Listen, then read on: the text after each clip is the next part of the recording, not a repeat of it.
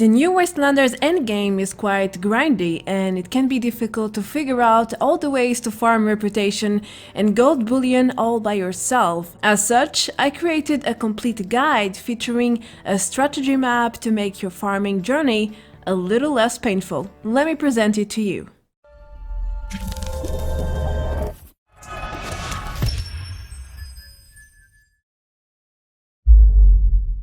Hello everyone! Welcome back to another Fallout 76 guide. There are many different ways to farm a treasure nodes and faction reputation with the Wastelanders DLC, and you are probably missing a few key points. I have been learning and making this guide since the new content came out, and I came up with over a dozen of ways to get gold bullion and reputation. In fact, you can earn both currencies with certain tasks. Anyway, the topic can be quite complex, so to help everyone better understand this new system, I have created a guide map featuring all the known strategies available right now to farm reputation, treasure nodes, and ultimately gold bullion. There is a lot to go over, so I won't extend this intro any further. Let's move on to what really matters. For starters, I want this guide to be inclusive, so I will start by explaining the gold bullion and reputation systems. If you think you know enough already and you just want to learn the 13 methods, then skip forward to the time you see in your screen. Now, gold bullion is a new currency and you can unlock it by finishing the new main quest line, by either siding with the raiders or the settlers. At the very end of the last main mission, you will need to choose how much gold you keep and or share with the other factions. That will be your very first contact with the gold currency. You even get a pop-up introducing you to the system. Basically, you need to earn treasure nodes, which can be obtained by completing the new Wastelanders daily quests, as well as public events. Then you can trade your nodes at gold trading machines. One is located at the crater and the other one is located at the foundation. You can then use the gold to purchase Wastelanders' new plans from the faction vendor Mortimer at the crater and Samuel at the foundation, or even from the secret agent Rex at Vault 79. Now, when it comes to reputation, you needed to unlock new tiers at the faction vendors. In other words, your reputation tier dictates how many plans you can see at your faction vendor, so the best stuff requires a lot of grinding. In order to farm reputation, you can do a lot of things, such as faction questlines, daily quests, certain random encounters, and even some MISC quests. But don't worry about that for now. I will show you all the details during this guide. Moreover, the gold bullion limit is 200 per day, and you can check your current gold by accessing your Pip-Boy under Stat, then Collection. You can also see how many treasure nodes you currently have by going into the item section, then MISC. Now, let me present you my exclusive map with 13 ways to farm gold bullion and reputation as well. Alright, so you may be wondering what are your alternatives and what should you be doing to farm as much reputation and gold as possible. Well, great news for you! You got it all in one single map to make things really simple. You should start by doing and completing the faction quest lines.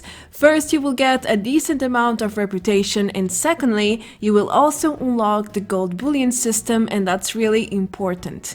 Keep in mind that certain faction NPCs can give you extra rep depending on your dialogue choices, so while questing, think twice before your final answer. There are also 4 new daily quests that can reward you treasure nodes and faction reputation too, so you should really do them every day. Moreover, public events can also reward you treasure nodes, but there are 3 different tiers now.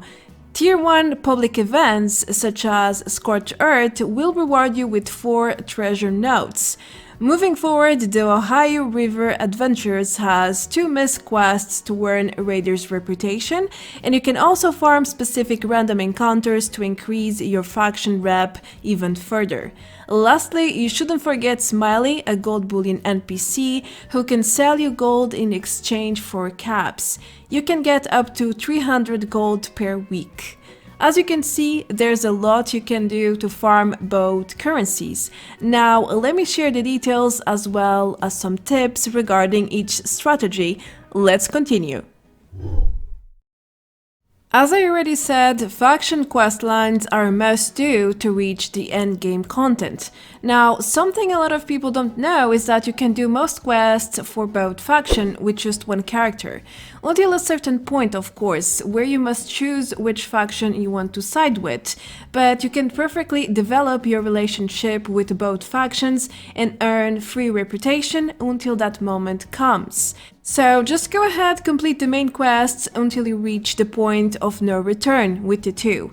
I really advise you to do as many faction quests as you can because reputation farming is really grindy. So don't skip the raiders quests if you want to side with the settlers, for example, unless you really don't intend to farm raider reputation altogether.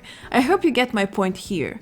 Also, at the end of the main quest line, you should select the option to keep all the gold for yourself because sharing 500 gold means over 2 days of farming. Remember, the gold bullion limit is 200 per day. I did the mistake of sharing it back then and I kinda regret it now. Oh well, it is how it is. Most dialogue options don't seem to impact the outcome of NPC reactions, but some do. In fact, some dialogue options can earn you extra reputation, especially when talking to the faction leaders.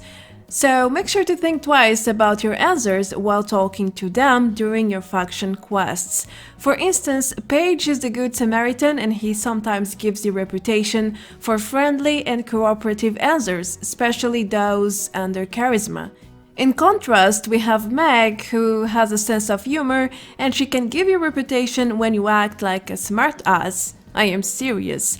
In here, I just told her I came to the crater to learn with the best regarding stealing and killing, and she loved it. The result was a reputation bonus for me. Well, don't mind if I do. The Raiders faction has 2 new daily quests at the crater, but it's complicated. The system is quite buggy. It's supposed to work only 1 quest per day, alternatively. For example, today the retirement quest works and tomorrow the communication one, and so forth. However, that's not what always happens. In some days I can do both, others just one, then the NPCs bug a lot as well, and I need to server jump to get them to respond. Anyway, both quests are fairly simple and quick to do. Roxy retirement plan consists of killing a next raider member that could be anywhere in the map. You can normally find her around the water purifiers during the day and inside her mobile house during the night. Now, the daily target could be anywhere in the map and most of the time you will find the gang fighting other enemies, so it's common to find the target already dead or about to die. You need to return to Roxy to complete his daily and receive your 3 treasure notes. Now, the second Raider's daily quest is the importance of communication. You start it at Ren, who is always inside the radio pod house. She will ask you to gather 3 radio vacuum tubes, and again, she could send you to any location in the map. This daily can be tricky inside an instance area, but there's a trick for this one. Trick the trick. Instead of spending, let's say, 15 minutes searching an entire instance, server jump until you get a location that is in the outside world. Yep, every time you log in, you get a different location for these 2 quests, which means if you don't like a particular location, then you can always relog to get a new one and get things done much quicker. On the way back, head to the left side of the crater, where you can find a tinker bench and craft the quest item, so you don't have to go anywhere else for the tinker bench. While delivering the quest to Ren, you should always select the intelligence option if you can, to get some extra rewards, which are increased caps in this case. This daily also gives you 3 treasure notes, but again, you should only be able to access one of these 2 quests per day for some strange reason. The next way to earn both treasure notes and settlers' reputation is through the daily quest Vital Equipment, which you can start at Ward located at the Foundation. You can find him sleeping in his house most of the time during the night and at the veggie farm or sitting at the entrance bench during the day. There's hardly any science here. He asks you to intercept and retrieve stolen goods by the raiders. You need to head to the given location, turn on the settler's emergency signal in the radio, and then find the target. You can either kill them or try to convince the raiders to handle the stolen goods. The second option only applies to normal raiders though. Blood Eagles have no dialogue options in here. When you are done, return to Ward to claim your rewards, which include 3 more treasure notes and some reputation with the settlers. You can also server jump if you don't like the location he gives you at first. It works just like magic. The 4th new daily quest is at the Overseer's house. Talk to her robot DEVENPORT, who has a photography daily for you. Now you can choose one of the main factions to retrieve data, but here's the trick. Choose the opposite faction to the one you want to earn reputation. For example, if you are aiming for the settlers, then choose the creator instead. Why? Well, because you will deliver the photos to the opposite faction and get bigger rewards this way. In other words, you can also get faction reputation with this daily. That's right, you can do that. Now, DEVENPORT will ask you to photograph different things almost every day. You need a functional camera and camera film to take the pictures. Once you are done photographing what he wants, head to the opposite faction. For the settlers, you need to head to Ward, and for the raiders to Kiyomi. You can convince the NPCs to give you even more caps, since you are selling crucial data. After that, return to DEVENPORT and tell him you were raided or something. Don't worry about lying here, he will still give you some caps and the 3 treasure notes. And that's everything you could hope for. Let's say you do all the Wastelanders dailies. 3 equals 9 treasure notes, and 4 if you can do both Raiders dailies. That's 12 treasure notes in total. What about the rest for the 20 notes to get the daily limit of 200 gold bullion per day? Well, public events can give you treasure notes too. How do you know if an event is public? Look for the exclamation mark inside the yellow icon in the event through the map.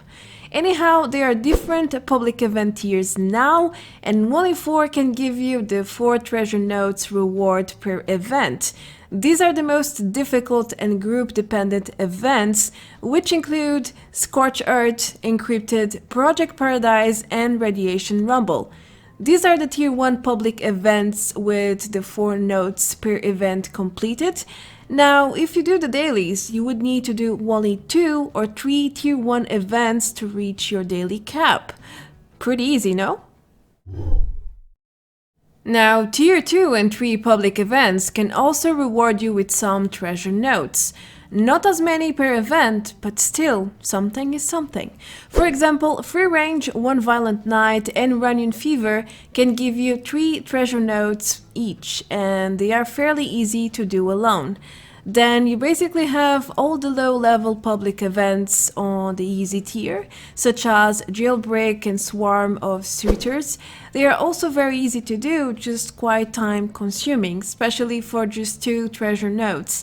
I highly recommend you to stick to the Tier 1 public events, if you can, of course.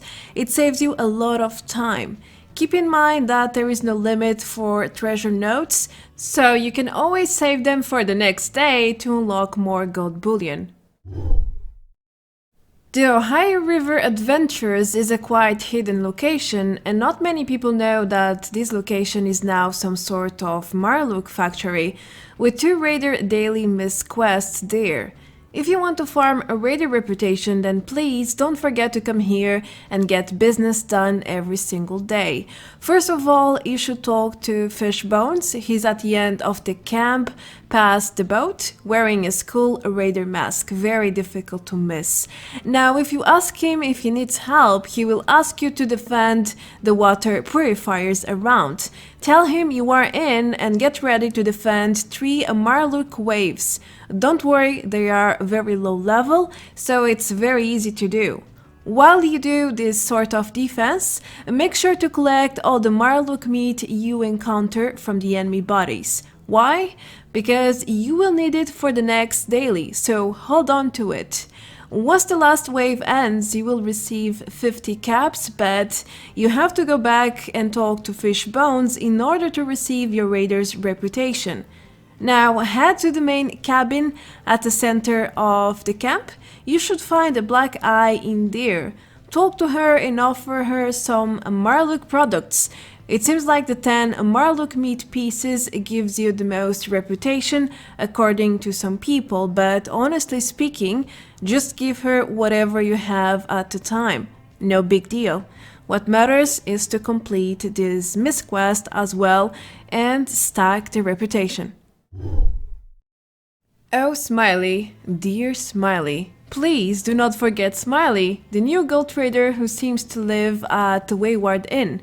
You can find him at the first floor and you have multiple choices to purchase gold. The best offer he has for you is 300 gold bullion for 6,000 caps. I know it's quite a lot of money, but it's a weekly deal, so take it or leave it. The deal seems to refresh every Monday as well, so if you play Fallout 76 on a regular basis, you should be able to make plenty of caps to keep this gold deal going every week. I mean, 300 gold bullion is 1 day and a half of normal farming with a daily limit, so the trade is totally worth it in my opinion. After all, farming caps is quite easy and the limit is 30k per character, plus you are able to trade it.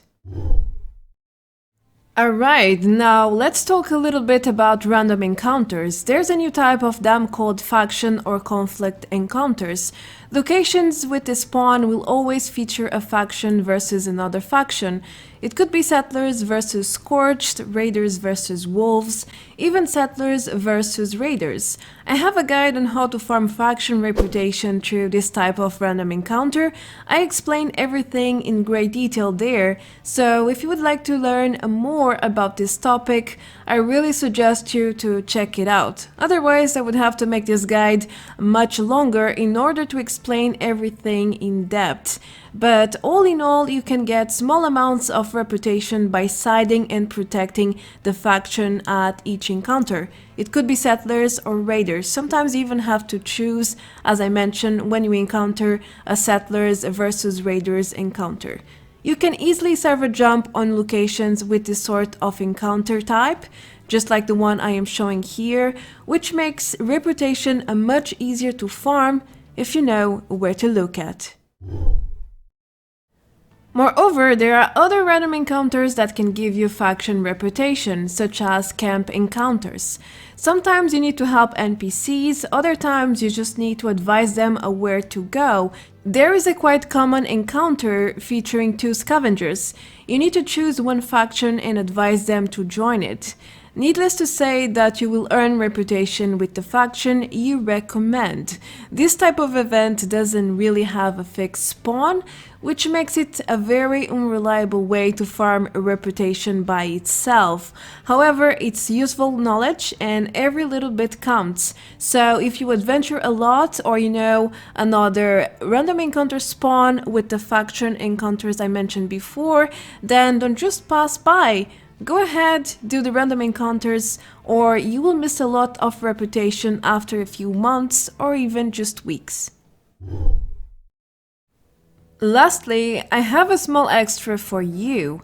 I didn't count this one as a farming method because it's not confirmed yet. There are dozens and dozens of new random encounters which came live with the Wastelanders DLC, and some of them include gold bullion encounters, fake ones though. For example, I came across this scene with 3 fake gold bars inside a cart and 2 notes in bodies explaining the situation. Basically, there's a shady fake gold business going on in Appalachia, but my point of view here is maybe there are a few encounters that spawn pure gold bullion or treasure notes.